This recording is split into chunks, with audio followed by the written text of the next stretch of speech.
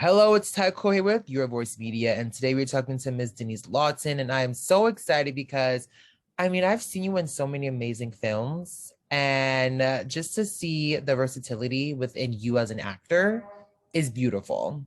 And this time we get to see you on Tubi's new movie called Most Wanted Santa, where you are playing this amazing detective. Now, let us know, what was it about the film that made you want to be part of the cast? So what's amazing about this script, the script was really amazing. First of all, it's my first Christmas movie and I'm a huge Christmas movie buff. Love I Christmas love a good films. cheesy Christmas movie. Ooh, And yes. it wasn't super cheesy, but Mm. mostly I think you'll be able to relate. We don't get movies like this where the guy isn't some low-level criminal or, she's not some hard woman that thinks that, there's not a good black man out there for her. So it wasn't Right. that. And then it wasn't a typical cheesy Christmas movie where it's very, oh, I'm tired of working. I'm gonna get out of the city and go to my old hometown and fall in love with a lumberjack. You know what I mean? You Uh, know what? Because that is literally what the plot is that's in the like platform 20 for films you see all. every year. Yeah, and so I loved that they allowed people of color to lead this film, where even the person that plays Carly Lopez, Teresa Castillo, it's a brown woman and a black woman, and we're not these hard women that are hard to love, because you have these men, not to give things away, but you have these men that are in love with them and that are not intimidated by their careers Right. or their strength and their intelligence. They're actually attracted to that. So I loved that.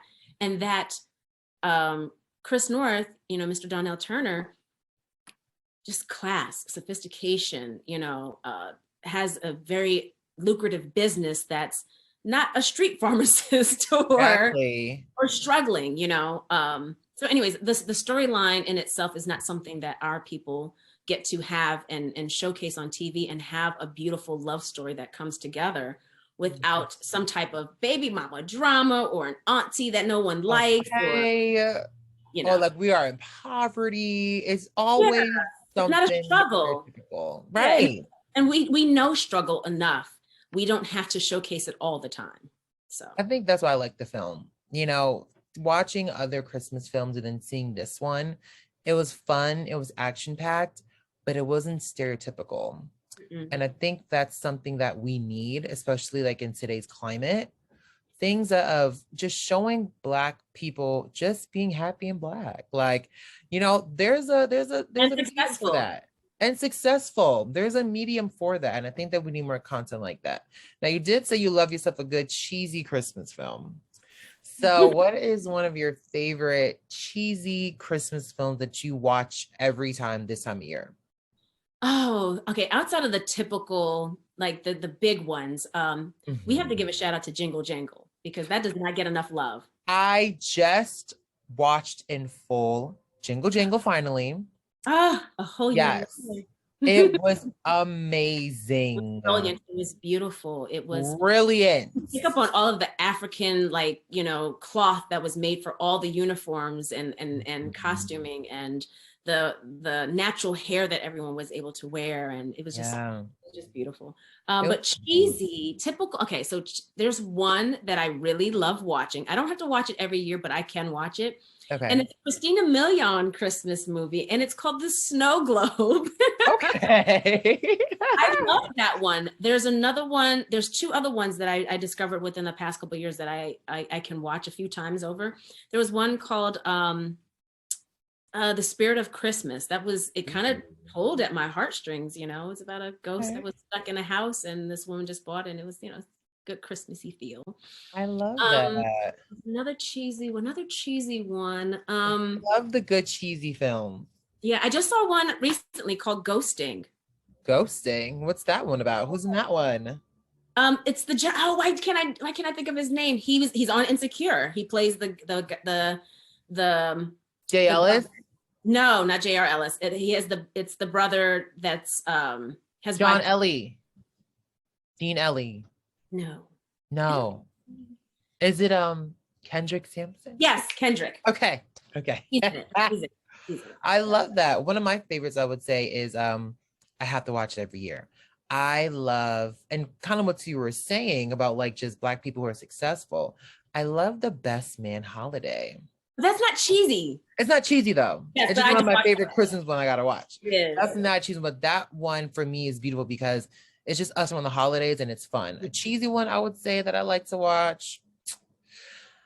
Some may say cheesy, some may not say cheesy. I would say Home Alone 2, Lost in New York. See, I categorize those as the staple Christmas movies, like Okay. National Lampoon's Christmas, You or have to watch those. yeah. When I think of cheesy, I think of Hallmark, Lifetime, like the cheesy, Yes. small town farmer guy with the big city girl, you know. Right. I just watched a cheesy one on Netflix. It's Single All the Way. Have you seen that one? It's like a new, it's very cheesy and cheeky, but it's cute, cheesy Netflix. And basically it's about these two friends, and it's the first gay storyline plot for a holiday film. And Oh, it's these awesome. two friends, and basically I don't want to give too much away, but the premise is like he brings him home for Christmas because he's always single. And then you see, you know how the story goes. Yeah, I yeah, don't yeah. have to say it, but it's cute and it's cheesy. That's I mean, that's what I love about Most Wanted Santa and the direction. I'm not sure if this was the direction Tubi was going in or they wanted, where it steered away from the super cheese from Hallmark and Lifetime, where it can, because they have a specific blueprint where this is a Christmas movie. It's in the title, it's in the movie, but it's not overboard. Oh, Christmas and Christmas and Christmas. Yeah, snow and globes and Yeah. I mean, all this of is that what Christmas stuff. in LA looks like for us, you know? Yeah. So, as an actress, do you feel like streaming services have expanded the opportunities for actors, and has it helped you in any sort of way? I feel like it has definitely expanded the opportunities for actors to work a lot more, and Mm. to just work in general. But I think it's also hurt us a little bit. Not all streaming platforms are equal. Okay. You know what I mean? And I think with so many, there's like so much content that people don't focus on the quality of the project that they're Right. creating. And I'm not saying this because this is Tubi led, but one thing that I've learned in doing some press for Tubi and just the way that they interacted with us on the filming, they were just very concerned for the talent and making sure we were happy and that things were going well. And that's important because when you're working with a certain budget or a certain type of crew or even production company, Yeah. that's creating the project, everyone's not going to be on the same page. You're not going to get everyone that has the same thought process or the same work ethic. Mhm. And just one of the things that I have enjoyed about working on this film through Tubi's vision Yeah. is they care about the talent. They really I love cared it. how we felt and throughout the whole process, and you don't get that a lot.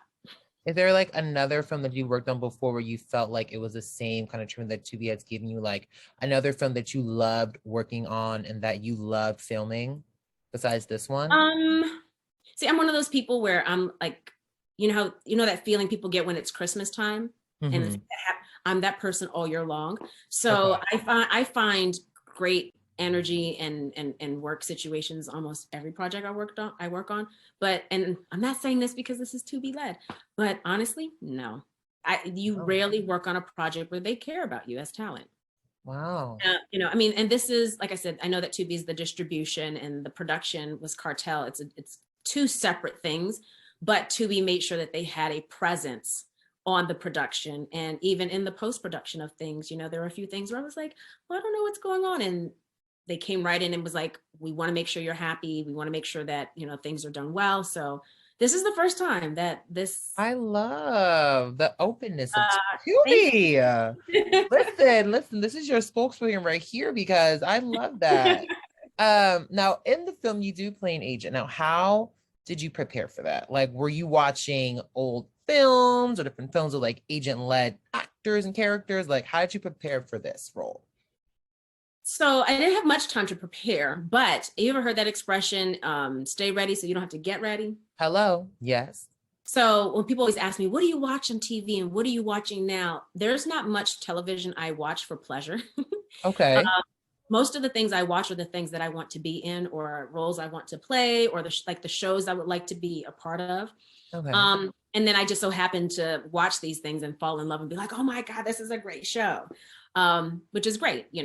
Yeah. So I think for me, hmm, I've been preparing for it because I've been wanting to do law enforcement for so long. So I watch a lot of law enforcement type of things. My father's law enforcement. I have a lot of law enforcement, but there wasn't a lot of law enforcement I had to do. So like when I say that this movie isn't a typical movie, so yeah, she's an FBI agent, but it was more about her love of her category more than the actual workspace of it. You know what I mean? Mm-hmm. So it was more informational, and I am very much Harper Winslow. When I find out something, I have to share it with people and be like, did you know that in 40 AD he was in Patar? I'm her. So it was very you are like the walking encyclopedia for your friends. Like, you know it. I am Google. I am TV Guide. I am, encyclopedia. Okay. Listen, I may have to hit you up if I need a quick info or something. Like, hey, Denyce, real quick. That's beautiful. What are some shows that you are watching? Like, what are some of your favorites that have stood out to you so far? So far, let's see. I binge watched SWAT. So I had an audition for SWAT a couple of like maybe 2 months ago. So I was like, let me see the tone of the show. Mm-hmm. And I watched it and I was like, oh, I'm going to keep watching it. I mean, Shamar Moore is easy on the eyes. But it was such a really great show. I couldn't get off of that. Right.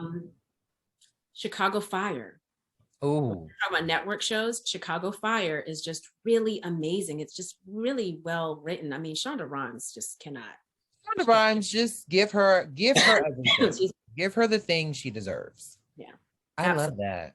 So, I mean, there are those shows. My mom and I tried to watch Squid Games last night because, I'm half Korean. So I was like, I want to watch this in Korean and see if the translation to English is, accurate, because I keep hearing that it's not. And so we tried watching Squid Games last night. It's a little too violent for me, but it's a lot going on. I mean, after I saw a little girl, like with the head thing, the pivotal point that everyone talks about.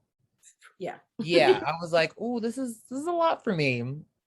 But I am happy that it definitely gets, it's just due. Now, you've played many different characters on screen as an actor. If you weren't an actor, is there an occupation you played on screen that you would like to play in real life? I played a therapist in a short film. So I was in medical school before I became an actor. I actually dropped out of medical school. Wow. How was that conversation? Not talked to me for almost 2 years. Oh no. Yeah, worked really hard for that, but it just wasn't something that I really had a passion to do. But I would finish school and I would get a doctorate in psychology. I would love to help children, but in particular for our people. Okay. I want to be a safe place and haven for children, because there's a quote, and I always say it wrong, but it's basically along the lines of Frederick Douglass, that basically says, you raise healthy, happy, beautiful children, and those people will not grow up to need therapy. But unfortunately, we're not there right now. We're not there yet, but with more like-minded individuals like yourself, I think we can push for that. And what I notice in a lot of television films is like they're pushing therapy, but like not just therapy for one group, like therapy for us as well. So I can see that. For 1 second. Yeah. My computer's about to die and I just need to plug it in. Yes. Listen, for those who are tuning in right now, keep it locked. We're talking to Miss Denyce Lawton, who is in the new Tubi film, Most Wanted Santa. I recommend 10 out of 10. Okay. She did an amazing job. So if you have not seen it yet, you can go right to Tubi, get your accounts together and ready. It's free to download. Oh, well, there we go. And it's free. So at that point, there should be no excuse. No, and I believe you can, if you don't have like a Fire Stick or an Apple TV or a TV that allows you to download apps, I believe you could just go into your computer and just go into the website and watch it as well. Listen, y'all, you heard it here first. Make sure you go see that. Now, in the film, you are undercover as Rachel Fox. Okay. And I love that. Now, have you ever created an alter ego in the past for something? And what would the ideal characteristics be for the alter ego? I have several, and it really depends on the atmosphere. There have been times where I have been Starkeisha. I have been Starkeisha. Okay. What does Starkeisha give? Who is she? Starkeisha gave, we can't do these type of things. I am just not here for, but all the alter egos were always when I did not want to interact with certain type of men. Okay. this is my 20s, my club life. There was also Blanket. Oh, Blanket. Who's Blanket. Blanket? Blanket was very obnoxious, and she had a very distinctive laugh that no one liked, and it was always workable. So I just felt like she was the go-to person for most things because no one wanted to be around her. Right. And so when they would just guys would keep talking, and no matter what I said or what I did, they would still be interested. And then I would just randomly just bust out in a really obnoxious laugh, like, because I would blink it, but there would be this obnoxious laugh that I would do, and they would just walk away. I kind of want to hear the laugh now, Denise. It's not a hearing experience, it's a visual experience. So it's gonna go hand in hand. So you have to be prepared for this if you're ready for this. I am ready. Okay. There is a clip of this on the internet with Pharrell, which is hilarious, but I will do it for you. Are you ready? I'm ready. Okay. And this is in real time. This is not sped up. Right.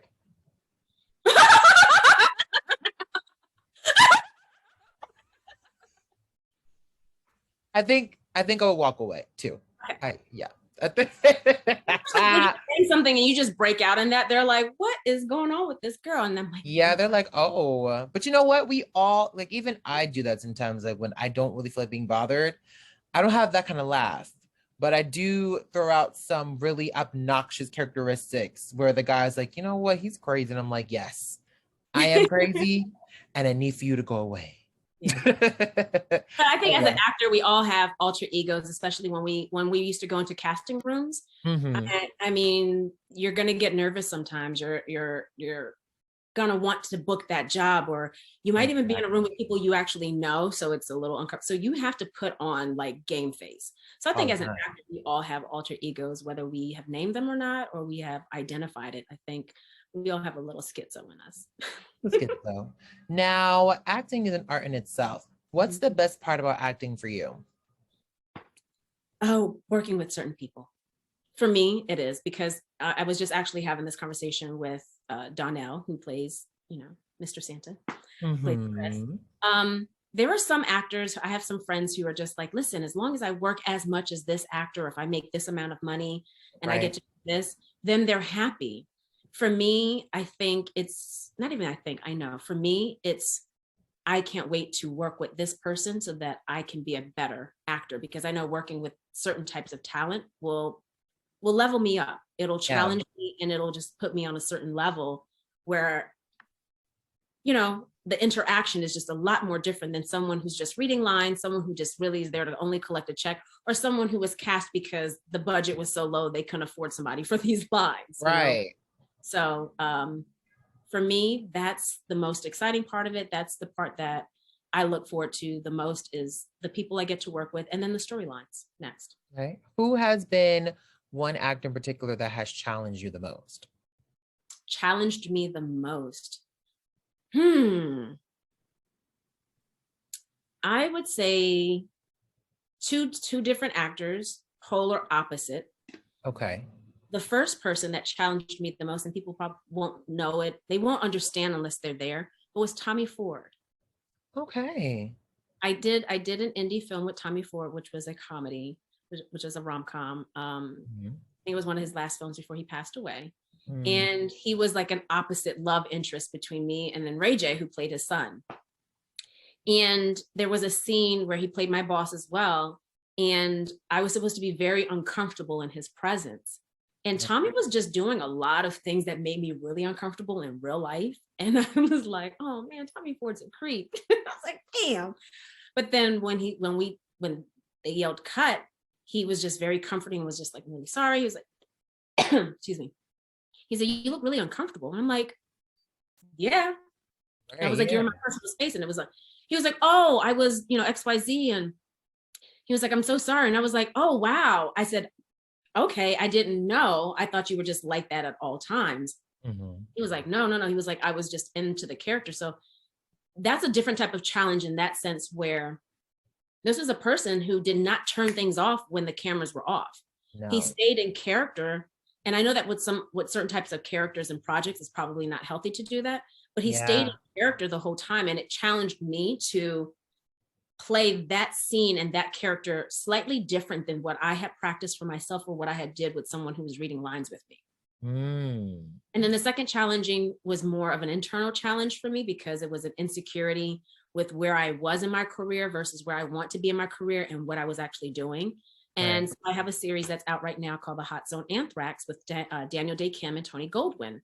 And so I would say in my career, this is one of the biggest projects that's, you know, mainstream, crossover, whatever you want to call it, with this caliber of a cast with Dylan Baker, and it's a Ridley Scott series.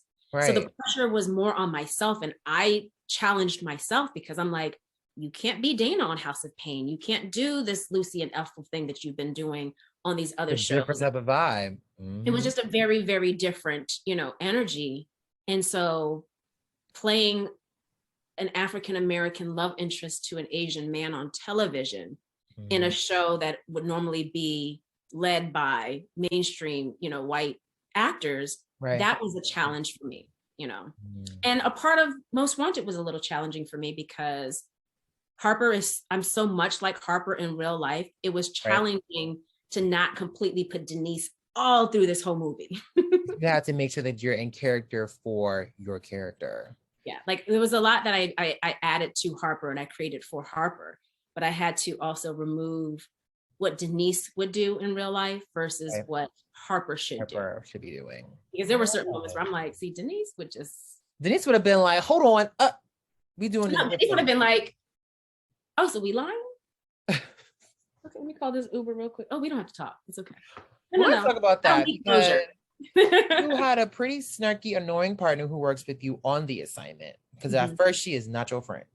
Now, have you ever had to work with someone like that in the past? And what's the best way to deal with someone like that?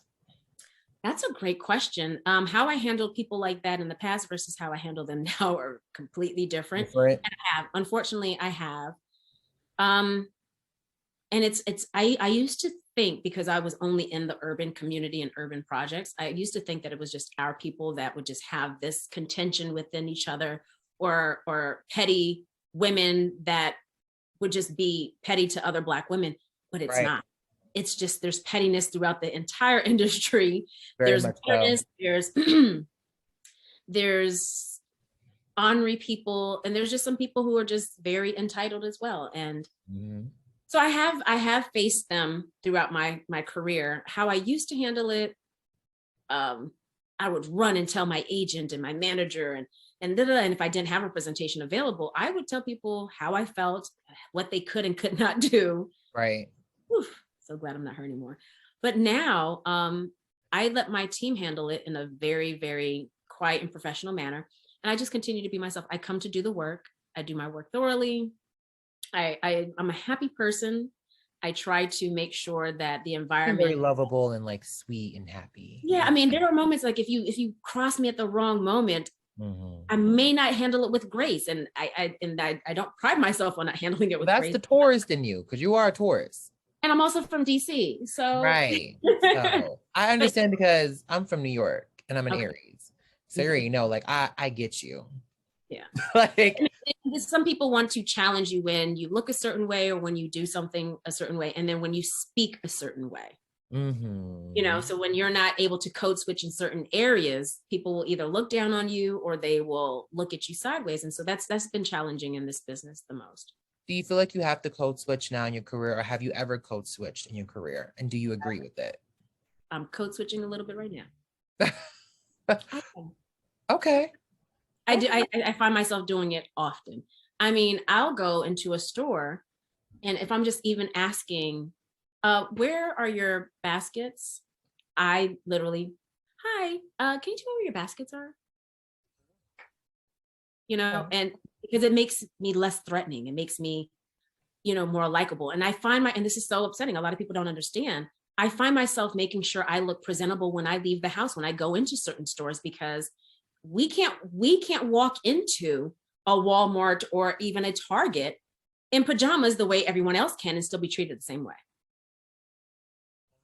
You know, if you're coming in from the gym and you look a hot mess and you go into the store, you will still be treated very differently than if you were to go in there with a nice sweater and your hair, you know, very, very done up. Wow. Is that like a pressure that came from like just being in this business? And like, do you feel like that's something where, like you think that other actors should, or other people in general should probably like kind of fall into? Like, what do you think about that for others? So for me, it's two things. I mean, for me, I feel like I have to be presentable most times when I know I'm going into an open, crowded area, because some people might be like, hey, can we get a photo? So that's a whole different thing Right. that the industry has kind of traumatized me into doing that, because now with social media, these photos pop up everywhere. And I'm like, girl, my left eye was closed. Hop Well, up. right. But no, the industry has nothing to do with me wanting to be presentable when I leave the house. It's society and how I've been treated, and how, I mean, this is a trigger response that most people of color, whether you're Asian, Indian, Hispanic, we hold on to our receipts. Yeah. Don't put it in the bag, give it to me in my hand until I get to my car, because we just might be accused of stealing something. It's a trigger response. So no, I don't think it has anything to do with that. I don't feel like everyone should have to do that. It's my trauma response to America. Yeah.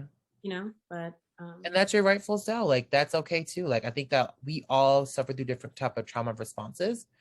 And I feel as though that, we all should be accepting of that. And that at the end of the day, like, that's just who we are. And if it's not harming someone else, then like, it's none of your business, period. So I love that.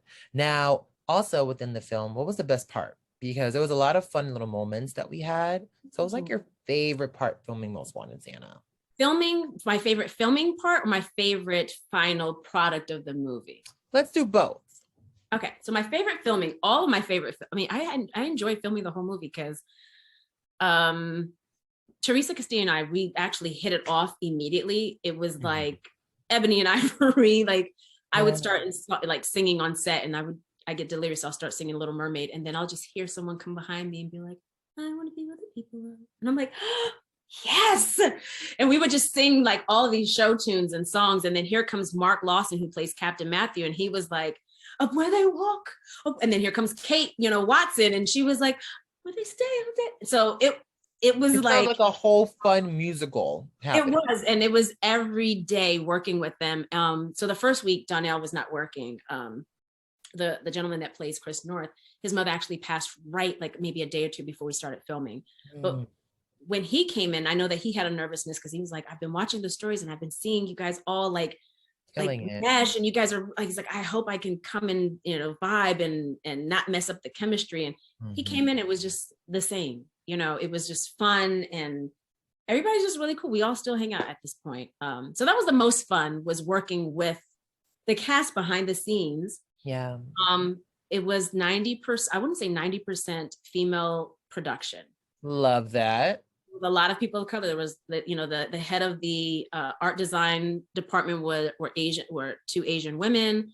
Our camera operator, Hispanic woman, Marisola. I don't know if it's Maricela or Marisola Mendez. Kristen Fairweather was our director, was a woman. It was mostly female and people of color, production. So that was great. My favorite part of the movie, I have two favorite parts.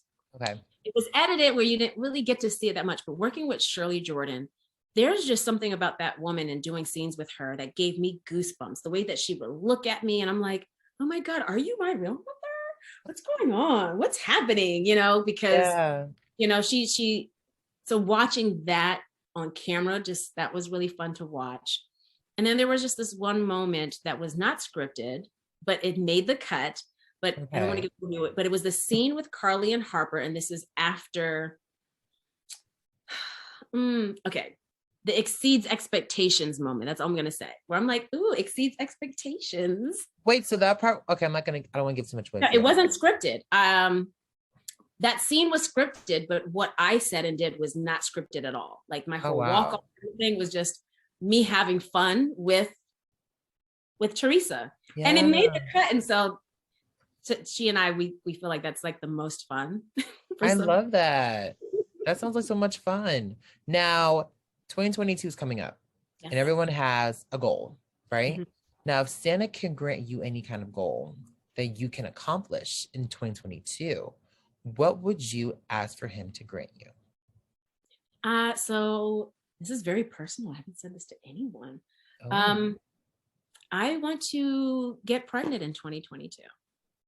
Okay. I just love how honest you are here. Like, this is like a full transparent. Put it out into the universe, honey. You have to claim these things. Okay. So we want that. So are yes, we dating right now? I have been single for about 2 years. I'm just now telling people, I don't know, this interviewing process has had me tell all my business that I don't put on my social. I don't talk about it. But I'm like, I have to talk about it if I want it, right? Right. I just don't want certain people in my DMs, because certain people have been in my DMs and I'm like, what is this? I can only imagine how your DMs look, child. I could only imagine. It is far left and right, up and down, and I don't know where. All around. Sometimes it feels like Squid Game. Sometimes it feels like Breaking Bad, and sometimes the cute Lifetime cheesy rom-com. Interesting. But no, so I have actually made plans. I'm like, listen, if I'm not in a loving, healthy, stable relationship this time next year, where that could be something that will happen within, like, you know, a certain time frame, then I've made a decision to do some co-parenting with either a really great guy friend that I cannot be in a relationship with that wants to be a parent as well, or find a Black gay couple to co-parent with. Because what's better than one daddy? Two daddy. Okay, wait, can you give me like two more years though, and then we could do this? Because then maybe because I'm actually, you know how old I am. Look at these ovaries are not waiting. They have been considered geriatric stage at this point. Oh my God. Okay, hopefully I can find a man quickly and we can see what happens. Let's see. We're in the process right now, but we're gonna figure that out. So yeah, all the things Harper wanted in the movie is what I want in real life. Like the things, I don't believe that I can't have them. I just know that I have to balance my career and my schedule a little bit better. And so I would say that 2022 is, I feel like, the great year to actually make that. Mm-hmm. Well, listen, I hope and I know that your goal will come true. I think another thing that came true is you have a successful movie out right now, Most Wanted Santa on Tubi, and also The Hot Zone, honey. Okay, you're just out here working and thriving, baby. I love that for you. Oh, and then coming up in the next year, stay tuned. I lend my voice to a few outlets, but one in particular is a very, I can't say the name of the game yet, but it's very GTA. Oh, I love games like that. So I have, you will hear my voice prominently on a game that will be coming out at the beginning of 2022. That means you have to come back and chat with us again to talk about that game. And hopefully, Tubi will have a Most Wanted Santa too. Are we throwing that out there? Listen, it's talked about amongst the cast. I mean, we just have to figure out how the logistics are played, but I already have an outline. I have a 10-page outline on part 2. Well, look, y'all, Tubi, make sure you cut that check from my good Denyce, okay? And make sure we get a number 2, or maybe even a series. Imagine a Most Wanted Santa series. We talked about that on set, because if you look at the cast, like the 4 of us together could really do a lot. I'm like, Tubi, I think you have another original series on your hands. Denyce, thank you so much for having Your Voice Media today. You are phenomenal. I just love seeing how much you've grown, and I just cannot wait to see more of you, okay, in the video world, the virtual world, the on-screen world, just all over the world. So thank you. Oh, I was like, video. I was like, oh yeah, I did Rotimi. Did you see Rotimi's? Ooh, I have. Aren't aware. I haven't done music videos in 16 years, and then Rotimi, people know mostly from Power. Yeah. Reached out to me this summer, was like, hey, I have this video. The storyline is classic, beautiful old Hollywood, Martha's Vineyard on a sailboat. He was like, I could only think of you, and I'm like, that's very flattering. I was like, and we did so beautiful. But yeah, Rotimi has a single out, and check it out. I dusted off my old video girl video. You was very prominent back in the day in them videos. Like that was Denyce, okay? Like, honey, you got to tune into that video. Okay, I'm gonna watch the video, okay, and might get some nostalgic, reminiscent moments of what I used to see from back in the day too. Denyce, thank you so much for chatting with us. Keep doing your thing, and I just cannot wait to talk to you again. Thank you so much. I appreciate you. Thank you so much.